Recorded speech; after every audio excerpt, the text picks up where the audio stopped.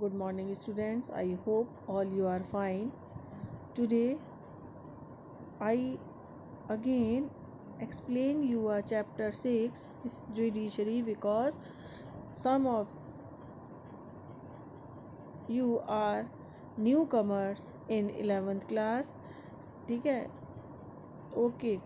And as you all are aware that judiciary is one of the organ of our government. It means we discussed already legislature, executive, and today we start our third organ of government, judiciary. In the 10th class, when we read our first chapter of political science, the power sharing, when we say that the horizontal power sharing, it means legislature, organs of government, legislature, executive, and judiciary.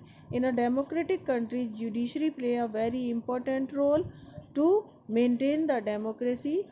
And when we say the rule of law, it means uh, every citizen, every government, every institution of government do their work within limits. Now problem is now the question is that if some institution, some organ of government cross their limit, so who will check these institutions? So independent judiciary play a very important role because it also check the work of government very honestly. Students, you are most of you are aware that Indian judiciary is integrated to na, each other in a district. First we have a district level um, courts. We call them district court, sessional court, etc. In state level, because we have a three tier of government, so our judiciary is also divide in a three part. First in a district level, in a district court या sessional court जिन्हें हम कहते हैं. Next आ जाता है बच्चों आपका high court. It means ये स्टेट लेवल पे होता है, जैसे कि यूपी में है ना, बिहार में है. तो ये हमारे डिस्ट्रिक्ट स्टेट लेवल के हाई कोर्ट, इन्हें हम हाई कोर्ट्स कहते हैं ना. डिस्ट्रिक्ट कोर्ट्स के बाद आता है आपका हाई कोर्ट. बेटे पूरे इंडिया में ये 25 है. ठीक है, हमारी स्टेट 28 के लगभग है, पर जो हमारे कोर्ट्स हैं हाई कोर्ट वो 25 है. उसके बाद है हमारा सुप्रीम कोर्ट, जो कि कहाँ पर है, दिल्ली के अंदर है. और ये जो सुप्रीम कोर्ट है ये हमारी एपेक्स कोर्ट है, जिसमें कि हम लोग जो है जैसे डिस्ट्रिक्ट कोर्ट में अगर कोई हमने केस लड़ा, हम उसके डिसीजन से सेटिस्फाइड नहीं है, तो फिर हम क्या करेंगे, हाई कोर्ट में अपील कर सकते हैं. अब हाई कोर्ट में अपील में भी हमें नहीं लगा कि हमें अभी भी जस्टिस नहीं मिला है, तो हम सुप्रीम कोर्ट में अपील कर सकते हैं. बट सुप्रीम कोर्ट जो है वो फाइनल डिसीजन होता है उसका. ठीक है, हाईएस्ट कोर्ट है वो हमारी, उसके डिसीजन को हम कहीं पर भी चैलेंज नहीं कर सकते. ठीक है, उसकी जो मतलब वहाँ से हम अपील ऊपर जा सकते हैं, नीचे से ऊपर जा सकते हैं, फिर नीचे से ऊपर से नीचे की ओर नहीं आ सकते. ठीक है, तो ये हमारी जुडिशरी सिस्टम है. ठीक है, अब मैं आपको बताऊंगी जैसे कि judiciary is an independent body to settle down a dispute arose between the individuals or group government on a basis on the rule of law. बेटा इंडिया जो है वहाँ पर रूल ऑफ लॉ है. लॉ जो है वो किस में लिखे होते हैं, कॉन्स्टिट्यूशन में. तो एवरी सिटीज़न को, एवरी इंस्टीट्यूशन को, एवरी गवर्नमेंट को अकॉर्डिंग टू कॉन्स्टिट्यूशन जो है वर्क करना होता है. अगर वो ऐसा नहीं करता है तो उसमें एक इंडिपेंडेंट जुडिशरी जो है हमारी वो बड़ा इम्पोर्टेंट रोल प्ले करती है। नेक्स्ट है the rule of law ensure supremacy of law which safeguard the right of individuals, settle dispute and ensure that democracy does not give way to individuals or group or dictatorship। Rule of law जो है वो हमारे law की supremacy को define करती है। वो क्या है? सेफ गार्ड है, इंडिविजुअल के जो हमारे फंडामेंटल राइट्स हैं उन्हें सेफ करती है। और जितने भी डिस्प्यूट्स होते हैं, चाहे वो गवर्नमेंट टू गवर्नमेंट होते हैं, चाहे वो टू स्टेट गवर्नमेंट में हो, चाहे चाहे सेंट्रल गवर्नमेंट और स्टेट गवर्नमेंट के बीच में हो, या सिटीज़न या गवर्नमेंट के बीच में हो, किसी भी तरह का कोई भी डिस्प्यूट होता है उन्हें सेटल करती है कौन? हमारी जुडिशरी, बिना किसी फियर की। वो उसकी ड्यूटी होती है ना। A judiciary should be independent means executive or legislature should not interfere either in the functioning or decision of judiciary, as well as judges could not perform their duty uh, could perform their duty without any fear and or favor। Independent judiciary से मतलब होता है कि जो दूसरे दोनों organs हैं, कौन कौन से? लेजिस्लेचर एंड द एग्जीक्यूटिव, ये इंटरफियर नहीं कर सकते जुडिशरी के वर्क में। एज वेल एज जजेस को, ये जजेस अपनी ड्यूटी कर सकते हैं बिना किसी डर और फेवर के, बिना किसी पक्षपात के वो अपने डिसीजन दे सकते हैं। ठीक है। The constitution of India has the provision for single integrated judicial system. मैंने अभी अभी आपको बता दिया, ये ट्राइंगल शेप में जिस तरह से हम इसका डायग्राम बनाते हैं, पहले आता है डिस्ट्रिक्ट कोर्ट, फिर आता है हाई कोर्ट, और फिर आते हैं सुप्रीम कोर्ट। एक सुप्रीम कोर्ट है हमारा जो दिल्ली में हमारी कैपिटल में है, और they are integrated to each other. The previous for Supreme Court of India have been made consisting of Chief Justice and 5 other. The provision of Supreme Court of India have been made consisting of Chief Justice of 25 other judges। जो हमारा supreme court होता है बच्चे, उसमें कितने होते हैं? एक तो चीफ जस्टिस होता है, चीफ जस्टिस होता है और होते हैं, और उनके संग 25 अदर जजेस होते हैं, है ना। इस तरह से हमारा जो है वो सुप्रीम कोर्ट बनता है। ये याद रखने की चीज़ें होती हैं आपके कॉम्पिटिटिव एग्जाम्स के अंदर, यही छोटे छोटे क्वेश्चंस जो हैं वो पूछे जाते हैं। चीफ जस्टिस एंड 25 अदर जजेस। द जजेस of the supreme court are appointed by the president after consultation of such of जजेस of Supreme Court and High Court in the state, and the President may deem necessary for purpose। जो जजेस होते हैं supreme court के, वो president appoint करते हैं, और फिर उनकी कंसल जो जैसे चीफ जस्टिस होते हैं, फिर बाकी जजेस को भी इसी तरह अपॉइंट किया जाता है।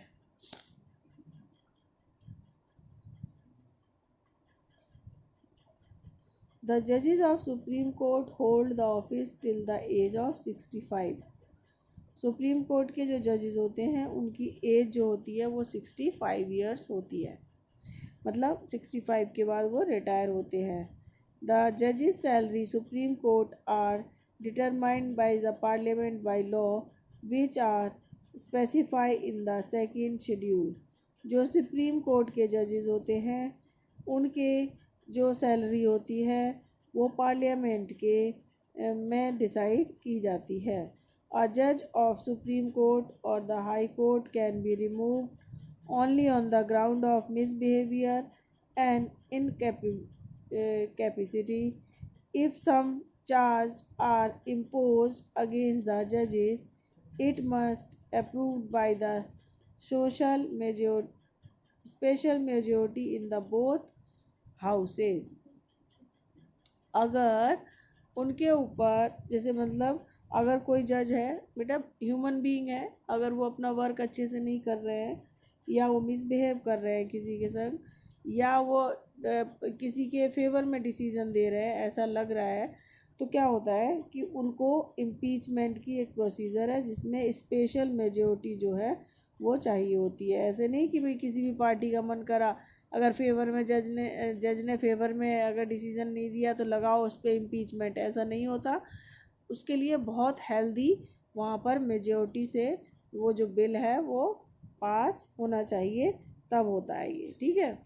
तो बेटा जो कॉन्स्टिट्यूशन है वो उसने हर के ऊपर चेक एंड बैलेंस का जो फॉर्मूला है उसको रखा हुआ है। जैसे फैमिली होती है उसमें सबके ऊपर जो है वही सबको अपनी अपनी लिमिट्स में रहना होता है, इसी तरह सुप्रीम कोर्ट के जजेस जो हैं वो ऐसे नहीं है कि भी कुछ भी डिसीजन लेने लगे, अगर ऐसा लगता है तो क्या होता है उनके लिए भी उनको रिमूव करने का भी एक प्रोसीजर है। और उसके लिए बट बहुत ज़्यादा क्या कहते हैं एक अच्छी सी स्पेशल मेजोरिटी चाहिए होती है दोनों हाउसेस के अंदर।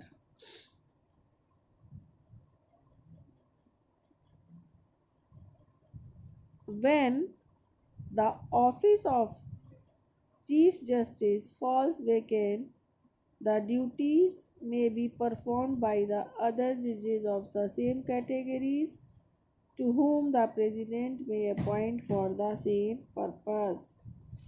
क्योंकि अभी बताया कि अगर चीफ जस्टिस की किसी भी वजह से पोस्ट जो है वैकेंट है, उसने रिज़ाइन कर दिया हो या उसकी डेथ हो जाती है या और कोई भी रीज़न होता है, तो उस केस में क्या होता है उसकी जो ड्यूटीज़ होती हैं वो जो 25 अदर जजेस होते हैं उनमें से एक जो है ना जिसको प्रेसिडेंट चाहते हैं वो उनको वो उसको अपॉइंट करते हैं और प्रेसिडेंट इसी पर्पस से उनको अपॉइंट कर देते हैं।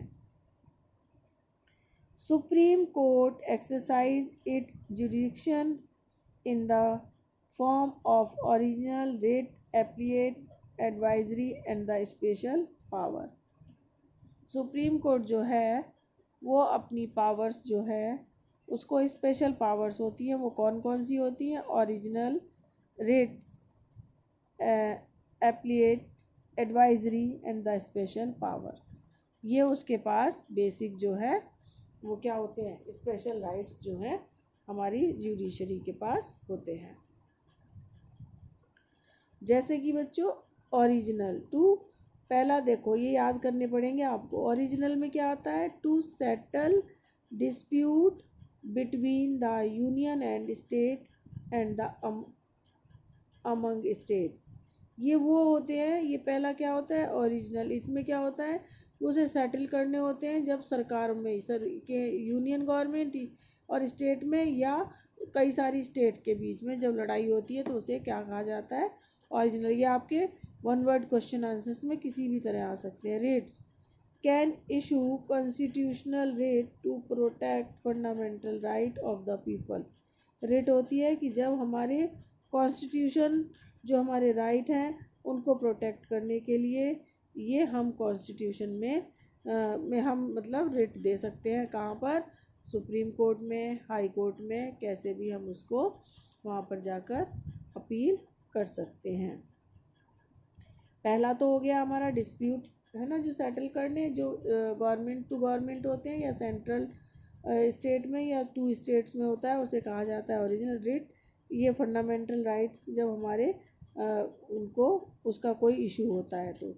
फिर है appellate tries appeal in a civil, criminal and the constitutional cases.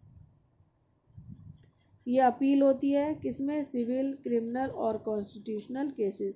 बेटा केसेस जो होते हैं वो टू टाइप्स के होते हैं, एक तो सिविल है ना जो हमारे सोशल इश्यूज पर होते हैं ना, मैरिज पे और हमारे प्रॉपर्टी के ऊपर। क्रिमिनल होते हैं आपको पता है वायलेंट या मर्डर इस केस में होते हैं, ठीक है, जिसमें किसी भी केस में हम उसको ये होते हैं। तो अब आ जाओ बच्चे advisory. Advisory the president on the matters of the public importance and law. ये क्या होता है? एडवाइजरीज वो होती है जो प्रेसिडेंट करते हैं किसी भी एक जो मतलब पब्लिक से रिलेटेड कोई पब्लिक इम्पोर्टेंस के ऊपर जो लॉ बनता है उसके ऊपर जो है वो एडवाइजरीज हमारे प्रेसिडेंट दे सकते हैं। Special power can grant special leave to an appeal from any judgment or matter passed by any court in a territory of India। ये क्या है कि can grant special leave to an appeal from the judgment or matter passed by any court of territory of India। ये क्या होता है कि special power होती है कि इसमें ये होता है कि उस वहाँ से वो लीव कर सकते हैं किसी भी जजमेंट में। अगर कोई पहले कोर्ट ने उसको ऑर्डर दिया है तो वो दूसरे कोर्ट में जाकर वहाँ पर the decision of supreme court are binding on all courts. It can transfer the जज of the high court can move case from any court to itself or can transfer case from one high court to another। ठीक है। अगर किसी को एक court से दूसरे court में एक हाई कोर्ट मतलब स्टेट के जो कोर्ट है, स्टेट के जो केसेस होते हैं वो दूसरे कोर्ट में दूसरे स्टेट कोर्ट में मतलब दूसरे हाई कोर्ट में वो ट्रांसफ़र किए जा सकते हैं। High court here appeals from the lower court can issue writ and respond fundamental right can deal with the case with the jurisdiction of the state and exercise control the superintendence of over the subordinate court। High court जो है वो अपने lower court में कोई भी जो appeal होती है रिट होती है, स्पेशली फंडामेंटल रिट का मतलब क्या होता है बेटा? फंडामेंटल राइट से रिलेटेड जो भी केस आते हैं उनको एक्सरसाइज करने के लिए वो क्या कर सकते हैं? अपने सबॉर्डिनेट कोर्ट मतलब नीचे वाले जो डिस्ट्रिक्ट कोर्ट है उनको क्या कर सकते हैं? आदेश दे सकते हैं। District court deals with the case arising in district consider appeals and a decision given the lower court and decide case involving serious criminal offense। अगर कोई छोटे जो लोअर कोर्ट्स होते हैं हाई कोर्ट से नीचे उसमें कोई बड़ा केस आ जाता है ना कि जिसमें ज़्यादा क्रिमिनल जो सीरियस केस होते हैं उनको वो डायरेक्ट भी ले सकते हैं। Subordinate court of supreme court and high court consider case civil and criminal matter। The Supreme Court is considered the guardian of constitution। जो हमारा सुप्रीम कोर्ट होता है वो हमारा कॉन्स्टिट्यूशन का भी गार्जियन होते हैं। Judicial review stand the power of supreme court and the examine the constitutional of any law.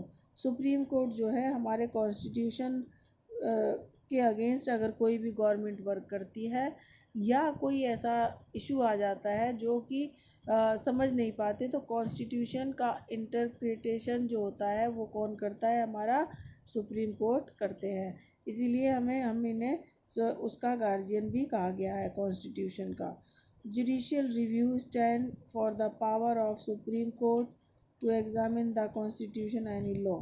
Public interest legislation in the social action legislation here case can be filled in the person but the other have behalf of the public interest। तो ये जो है हमारी जो public interest legislation and the social action legislation ये जो क्या है हमारी PIL एंड SAL जो है ये हमारी किसी भी मैटर के ऊपर हम हाई कोर्ट या अपने कोर्ट में जा सकते हैं। तो I think you all are understand the importance of the independent judiciary.